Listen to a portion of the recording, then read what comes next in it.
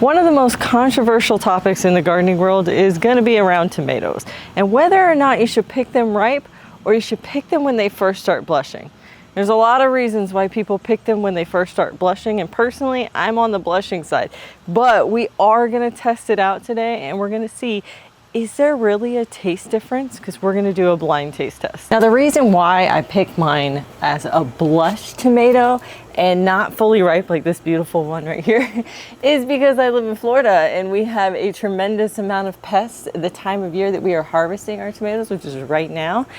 And usually if I would have left this guy out there in my regular garden, birds, squirrels, leaf foot bugs, slugs, snails, all of the pests in our garden would try to eat this thing. So I always pick mine blush or even green, which is not ideal. But I do try to pick them immediately upon seeing some color.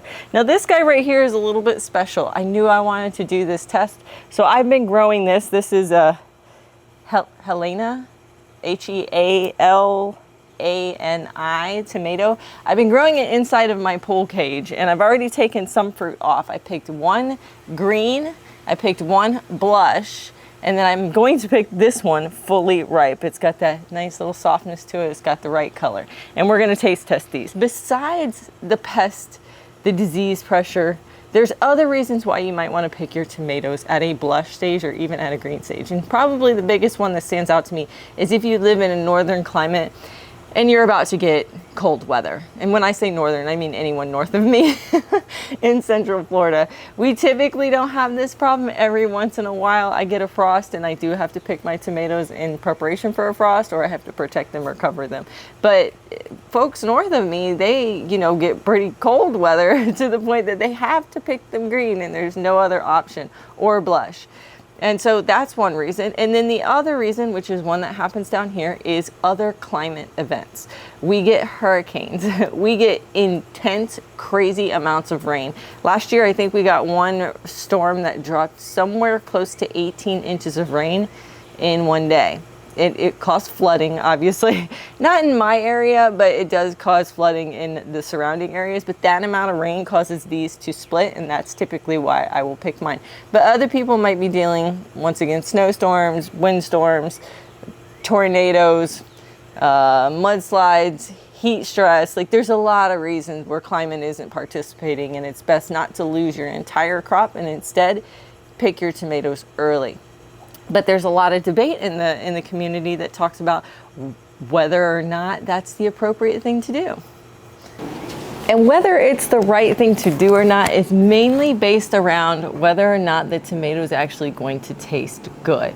A lot of people believe that if you pick them green or blush, anything other than fully ripe, that you lose a lot of the flavor. And I think that comes from a few studies. I found a really great article. I'm gonna go ahead and put it in the description here if you're really geeky like me and you like to learn about all these different studies. This one article has links to all the different studies that have been done, all of the different articles that have been put out. I thought it was a really fun read. Yeah, it was a fun read for me on a Friday night. That's what my nights are like. Studying about plants. But there was two main studies that I thought was important to bring up. There was one in 1978. It was a study of harvesting them at the different stages and keeping them at different temperatures through the ripening process. So not necessarily how it's done today. In today's world, in the grocery store, they pick them green and then they use ethanol gas to ripen them very quickly. They do that so that when they're green, they're easier to transport. They're not soft. They're very, very hard, so they don't bruise and stuff, and they just keep better in the grocery store. And then they gas them with the ethanol gas, and then that tomato gets put on the shelf. There is also another type of tomato called vine-ripened tomatoes. What that means is that instead of using the gas, they will pick them usually at the beginning of the breaker stage. So when it starts to go from green to like that yellow or even like slight blush, they will clip the entire vine off, and you usually see those tomatoes connected on a vine, and then they allow them to naturally ripen off of the plant. So even those are not vine ripe like this, they are not artificially vine ripened though. I hope that makes sense. No ethanol gas. And they do allow them to blush slightly before they take them off. And then of course the third way is you grow them at home and you allow them to fully ripen on the vine. Sometimes you can find them at farmers market where they have picked them that morning and they're fully ripened. But a lot of people don't want to, or a lot of farms don't want to take the chance of, you know, losing a crop because you've left it on the plant too long, which is one of the reasons why. But that 1978 study looked mainly at that middle one. Once it had moved into the breaker stage of like that light green yellow, then they had blush, and then they had fully ripened, and then they kept them in different temperatures. It was really interesting. But they would keep the tomatoes at different temperatures to see how that affected the taste. The other study that was done was by UC Davis in 2017, and they were mainly doing this from a sugar content perspective. So how much sugar concentration each tomato maintained through the 3 stages. They called them green, the breaker or blush stage, and then the ripe stage. And they found that between the breaker, so the blush stage to the ripe stage, really only had a 3% difference in sugar content, whereas when you picked from a green and then got to a ripe, let it sit out and ripen, it was a 28% sugar content difference. Now, sugars don't make up the only taste of a tomato, but that's what that study was about sugars. There's actually a lot of complexity around the taste and coloring of a tomato.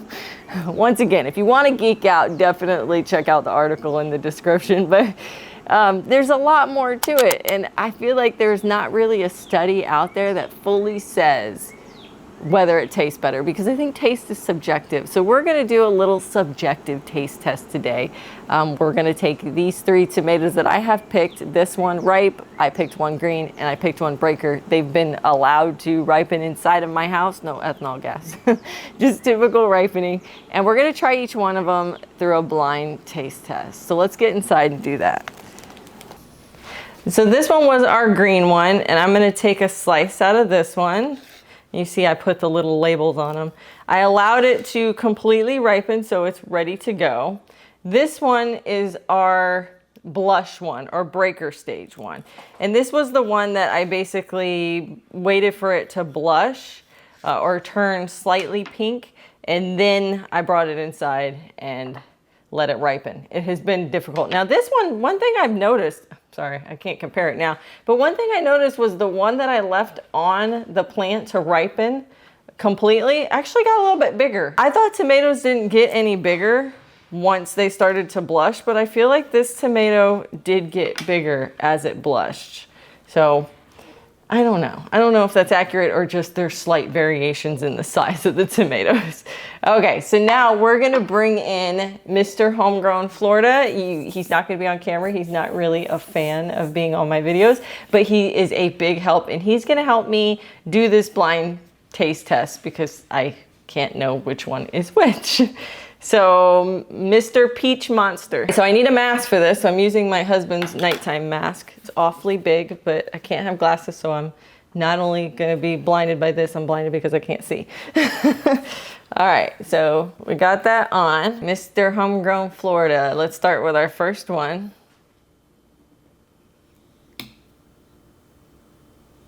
Okay. Ah, juicy. It's good. It's good. Thank you. It's good. It's got like that acidic. This is the first time I've actually tasted this particular tomato. It's really good. Definitely ripened correctly. Flavor, very tomatoey. A little bit of acid, mostly sweet. Definitely got that strong tomato flavor. It's like perfect for a BLT, I think. But I like them a little bit more tangy. But okay, let's try the next one.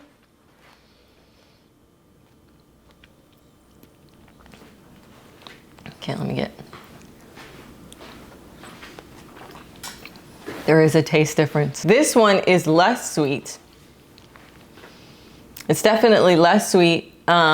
Still has the tang. Still super juicy. Still tastes like a tomato.